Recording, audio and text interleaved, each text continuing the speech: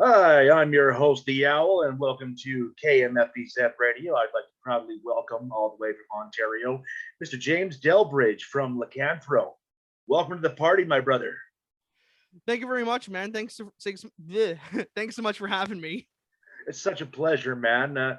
Yeah, here we are on a Tuesday afternoon, well, evening where you are.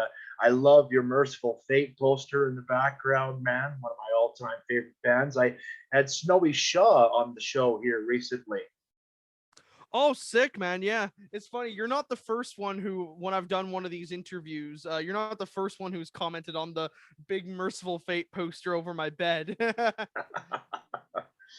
So, just on the 4th of June, you released a killer album. I want a copy of it. I don't want a digital copy, though. Mark of the Wolf. It kicks so much ass. Please tell about its process. Well, this album was a really, really long time in the making. Like I always like to joke and say it was like Spinal Tap. Like everything that could have been a setback happened. Will you be playing Stonehenge? Yeah, exactly. It was just like when Stonehenge, the mini Stonehenge came down. We will not play fucking Stonehenge. I said 10 feet, not 10 inches. But yeah, no, but it was the album, we actually started recording it in late 2018, actually, like just before Christmas. 2018 is when we started recording it. So it's been a while. And most of the instruments were recorded like really early, but a lot of the things, the reason why it took so long was because a lot of the members of the people who were doing production for us, they life stuff came up, like it's just, if something could have happened, it did happen. Like our mixing engineer, for example, no, sorry, not our mixing engineer, our recording engineer had a baby halfway through production, and so that stopped it for a while. It stopped all of his projects. And then when we finally got the edits from him, our mixing engineer had life stuff going on, so the mixes took a lot longer than usual. And in the case of me, I did the vocals took me a lot longer than usual too, because for the first bit of production, I had a throat issue that I didn't even know about, and I couldn't really, because I was wondering, I can't really do my high notes and stuff like that, so I record the vocals, and when we got the demos, not the demos, the edits, I didn't like the way they sounded, and I was like, oh, what the hell, this doesn't sound like me. And I didn't realize it's because at the time I was sick. But so most of the vocals on the album, I think 5 out of the 8 songs, I did them from home. So that took a little while too, because recording yourself at home, at least for vocals, is hell. It's because vocalists are so we're so self-loathing that we think everything we do sucks. So so I that's used to kind of play how bass guitar. Trust me, I know. Yeah, dude, pretty much. So, was there anything that worked better with this album that did not work with the first album, The Four Horsemen? Well, first of all, Four Horsemen was just an EP. It wasn't really an album. It was a It was a long EP though. But the main thing in that respect is the production, because when we released the Four Horsemen, the main criticism that we got from it was that the songs were good, but the production needed work. So that's what we tried to make a point of on this album, was to get the production value better than it was before, because and that's just came down to getting the right people for it and stuff like that. But that's the main difference I find, is the quality in the production, because I found that with the kind of music we make, it's power metal is sort of a genre that demands very high production, or in some cases some people would say overproduction, but I feel like it kind of has to be there. So that's the main difference I find. Well, it's a good album. You really hit this one out of the park, man. I can't wait for the third album. It's like, what has the reception been like for Mark of the Wolf? So far, it's been really good. It was I was kind of nervous at first when we put it out, was because we hadn't put anything out in 3 years. Like, all we had before was a demo, which you can't find online anymore, and an EP, and that's about it.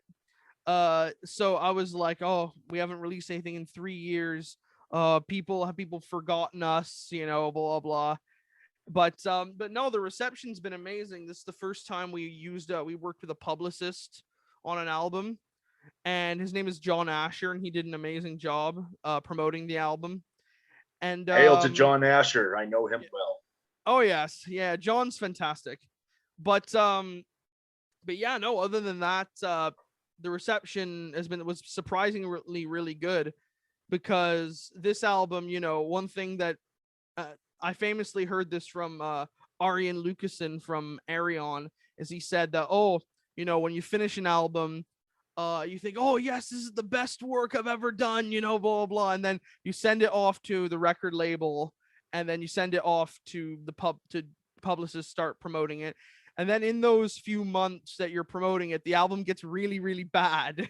You're like, oh God, I should have done this. I should have done that. So, and that happens to the best of us, and, Yeah. but I was very happy that we had so much, positivity thrown our way, not just from reviewers, but especially from people as well, because, one of the big things I tried to do with this, album was, since we're in a, obviously, pandemic, Yeah. we for the first time I tried to sell stuff online. Like, I made an online store for us, and I kind of thought, like, oh man, and I remember my goal was, I was trying, like, okay, we have to try and sell a certain amount as, like, for pre-orders. Like, I made a goal for ourselves, Mhm. and I wasn't expecting to meet it. I was like, people don't remember us, blah blah blah. But then we almost met it. Like, we got like 90% of the way there. But some of the places that people were ordering stuff from, I was so surprised about. Like I saw France a few times, and Sweden, and a lot of the States, and I'm just like, people know us in these places, So it's It's so far amazing. the reception's been a lot better than I was expecting, which is amazing. That's wonderful. So, do you write the lyrics on these albums, or is there anybody who helps? Or I write all the lyrics. oh, But fantastic. the thing with this album is that the thing I always try and tell people is that a lot of the lyrics on this album I actually wrote a really long time ago when I was much younger. So so like a lot of the lyrics, are very typical, like very kind of almost cliche, like in metal we trust, blah blah blah blah, which people seem to really like that stuff. But at the moment, even I look back on this now and I'm thinking, like, man, I can write so much better lyrics now. So, what's your favorite song on the album? What stands out um to you? uh I think I know this is gonna sound very, very cliche, but either Crucible or Evangelion, because I picked those two songs as the singles for a reason. I like them. Because those, They're good songs. well, yeah, but also they're the songs that I think sort of stand out the most and are the most unique. I Like agree. Crucible, like Crucible's the opening track is like the one song we always play live. That's the one song we refuse to take out of the set. Yeah. And that's a song that everyone knows, everyone loves. It was technically the very first song written for the band. And Evangelion, just because it was so different, and it was so, like, that song, I always tell people that Evangelion definitely had lots of blood, sweat, and tears put into that song, because that song was a fucking nightmare to record, because it's so good, at least for vocals, because it's so difficult. Like, some of the passages in that song are hard. So and I'm very proud of myself that it turned out the way it did. So that's why I always say those two are my favorite tracks on the album, I'd say. I agree with you. They are very good tracks. I just wanted to hear it from you. With tours on hold, what have you been doing to keep sane, my brother? Um, Mainly just been working on new stuff. I mean, one thing that happened was, so just to preface this, towards the beginning of the pandemic, pretty much two of our members left the band. And that was it sucked, but we kind of figured, well, what better time? It's not like we have anything going on at the moment, excuse me. But one of the things, some of the things I've been doing is that we actually wrote a whole new EP in just during quarantine, and that's actually what we're kind of demoing right now. Just we've all been writing, and we've all been like collaborating. Like, for example, some of the other stuff I've been trying to like network as much as possible, to get to know different people as much as possible. Like, for example, I started using Instagram a lot more during the beginning of the pandemic. And one thing I started doing a lot, I don't know if you know this at all, but I started doing this thing I called the Wolfpack live stream series, is where on Instagram I'll do like these live stream chats with different musicians, and it's not really an interview per se, it's more like a chat, like a talk show. And That's cool. yeah, and And it's on Instagram, eh? Yeah, it's on Instagram Live, and it's been fantastic because I've been able to not only stay sane because I can be somewhat social again, but I'm talking to not only, because at first I just did musicians that I know, but I've been able to talk to some people who are like heroes of mine who I never would have thought I would have been able to talk to. Like, for example, I don't know if are you a fan of the band Chastain by any chance? Hell yeah, man. Leather Leone. She's Dude. Been on my show twice. Oh, dude, Leather is fantastic. I had her on my show, actually. I loved her, man. Oh, dude, she's. I even said this to her. I'm like, I've been following you and been a huge fan of your vocals since I was in high school, and I had her on the show, and it's been great for networking and for just meeting new people and making new friends. Like, me and her, like, ever since we did that show, she came on. She's one of the few people who's been on twice. And she actually came on because we did it on the album release day. We did a stream where we brought in a few different of the past guests, and she was one of them just because I loved talking to her. And incredibly, one of the sweetest ladies you'll ever meet in music. And to the point where we like pretty much message each other on like not a daily basis, but like a very regular basis, like at least weekly. And we even like sent each other merch. Like, she sent me her merch and I sent her our new album and shirt and stuff like that, So I never thought when I was younger, I'm like, hey, I'm sort of kind of buddies with Leather Leone now. What the hell, Yeah, I know the feeling, man. She's amazing. Oh yeah. She's done a lot for me. Yeah, no, she's so great because I think she's at the point of her career where she's like, I've done everything, so now it's my turn to give, pretty much, Yeah. That's kind of, but aside from that, from the live stream series, I've also been doing a lot of trying to do a lot of collaborations with people, because one thing I've always wanted to do is like, do like guest vocals for people and stuff like that, kind of build a resume and get my name out there and stuff like that. And I've been able to do that too. Like, I recently did a guest vocal spot for my friend's band Malakota from Oakville. Yeah, I know them. And who else did I do it for? I recently did a cover, an Ed Guy cover with somebody on YouTube. And I have and I can't say what it is yet, but I have a track that I just finished that it's a collaboration track with a guitar player from a very, very well-known underground band that people will know, that I can't say who it is yet. But yeah, no, so that's pretty much just what I've been doing. It's just been trying to network, make new friends, promote ourselves more, improve myself. Like, I've started doing vocal training again with Mr. David Åkesson, who he's a fantastic Swedish vocal coach who he's like trained some of the best metal singers in the world. That's so awesome. Yeah, so pretty much all that has been what I've been doing. That's really, really cool, James. So who would you like to work with that you have worked with yet?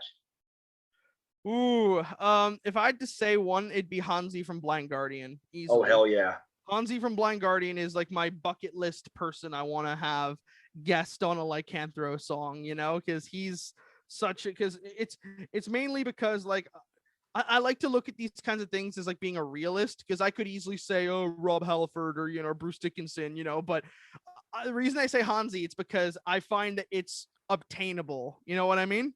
Like, Yes. it's because he's done like a lot of work with different smaller bands and do guest vocals for people like, Judicator and Numenor and stuff like that. So that's kind of that's my main bucket list person is Hansi to have on a track and work with for sure. That would be beautiful. That would be beautiful. You guys would work really great together, man. What is your dream lineup for a tour? Like once tours get back, like who would you like to tour with? Again, Blind Guardian. It's I, Blind Guardian, Halloween. how do you feel about that new Halloween record? I haven't heard it yet. It's coming in the mail. It's Yeah, coming in the mail. I've only listened to like the single version of Skyfall. yeah, Everything else I'm not listening to till I get it, because I yeah. don't want to Me too. I want to listen to it fresh. Like I saw the video for Skyfall and it was cool, but I'm like, other than that, like I want to hear the whole thing fresh ears. Did you buy it on vinyl? No, I just got it on CD. I bought it on vinyl. I'm very Sweet. excited. I want it now, damn it! But they won't be releasing them until the 25th, and we're gonna end up waiting until a couple of weeks, or at least. Yeah. Well, from what I've heard, the vinyl industry has been at a complete standstill. From what I've heard, because like even our label, I even asked them about putting Mark of the Wolf on vinyl, and he said that he's not against it, but it will take a while because the vinyl factories are so backed up that it could take like it takes like sometimes upwards of like 6-8 months to get like to have something done.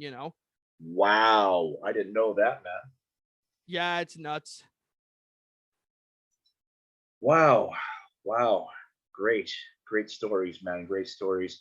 So, what do you think if power metal started today? Do you think any of those heroes would be successful? Um, well, I think yes, just because they're all really fantastic bands who are like good songwriters and have great images and great branding and marketing and stuff like that. So yeah, I think it would, but the way I see it at the moment, and this is something that our drummer is always going on about, our drummer Panos, is that I actually do legitimately think that over the next 5-ish years, I think power metal is going to have a gigantic surge, because on top of Halloween releasing their, let's face it, their reunion album, Yep. And their actual of the classic lineup, plus, Andy and, but it's like with that album coming out and the fact that Unleash the Archers just won a Juno, those two things indicate to me that I think power metal I is love it. definitely going to have a big boom period, I think, now, because it's becoming popular again. It's not being seen as like, oh, it's like the really nerdy, the D&D nerd metal genre. It's being seen as like as being at least by the general public now, as like a legitimately a genre that can draw legitimate clout, and legitimate accolades. Yeah. Because power metal bands in Europe have always been, big. Like whenever you see Wacken, 90% of the time it's a power metal band that's headlining. Like whether it be Blind Guardian or Hammerfall or Running Wild, they or really whatever. know how to draw the crowds, and that's one of the things I love, the energy in power metal. It always feels good. Yeah, exactly. Like it's one of those genres that like most people, even if people I find don't like power metal, at least people respect it. It's one of those genres that they, even if they don't like it, if it's it's too cheesy, man, people will at least respect the musicianship and respect these people for being, virtuosos, and these bands who are all, have written some of the greatest melodies and songs and guitar riffs and guitar solos in metal. So yeah, I think so. I think it will have a big boom period, starting with this Halloween album and Unleash the Archers winning a Juno, and I'm sure there'll be lots of other stuff. So yep. I hear Blind Guardian's working on an album for sure. I am so excited for that. I'm actually more excited for that than the new Halloween album. Well, because I love I love Halloween, and Halloween was my first power metal band, but I like Blind Guardian a little bit more, like just a little bit. But yeah, It's such a shame about Demons and Wizards, though. I saw them twice on the last tour Oh, actually. did you? How Yeah, was yeah, that? it was cool. I saw them once in Montreal, and I saw them again about a week later in Atlanta because I was there for Prog Power USA. Cool. And the main reason I saw them in Montreal because I kind of thought like, I'm seeing them at Prague Power anyways, but I went because I wanted to see the opening bands. I wanted to see Tyr and Lizzy Borden, which they were fantastic too. I love Lizzy Borden. Lizzy Borden is awesome. I'll tell you a funny story about that actually. So we actually got to meet Lizzy Borden, but not just him, the whole band at that show because Nice. one thing I found funny about that venue is that at that venue, aside from Demons and Wizards, the other two opening bands, their dressing rooms were the alley. I kid you not, like they had the three Wow. buses in the alleyway, and the venue wasn't big enough that had three dressing rooms. So Demons and Wizards got the big dressing room, and the other two bands had to use their vans. And I actually remember seeing the drummers setting up their drum sets in the alleyway, and but I remember after the show, after Lizzy Borden finished, one of our friends, saw their drummer earlier in the night and was chatting him up, and he said, "Hey, can we go back and meet them?" He goes, "Yeah, of course." So he brings us back, and they were all very, very nice, and it was funny because the one of the roadies tried to be, a little bit um try to exercise a little bit of power. And he's like, "Hey, you guys can't be back here." And then the Lizzy Borden guys were just like, "Oh, no, it's okay. They're with us, blah, blah, blah, blah." Like they vouched for us. You know what I mean? Mm. So it was a really cool time. But yeah, no, it was, yeah, it was just great. It was a fantastic time. That's so cool, man. So, getting on to my final question here, what what is in the future of Lycanthro? Like, what's next? What are you working on? Well, as I said earlier, we have a new EP written. It hasn't been recorded yet. We're demoing it right now. That's gonna be to me 5 tracks, 4 originals and a cover. And yeah, other than that, we're gonna be doing a music video soon for one of our tracks off Mark of the Wolf. And Cool. yeah, that's pretty much it. It's just we're trying to focus on getting the next thing recorded and put out. As the next thing will be, the like the recording debut of the new lineup pretty much. Uh-huh. So Cool, yeah, man. Cool. Well, James, it's been an absolute pleasure having you here on Kmfbz Radio. Keep making great music, keep kicking ass. Hammers high. thank you so much for having me, man. Stay metal, my friends.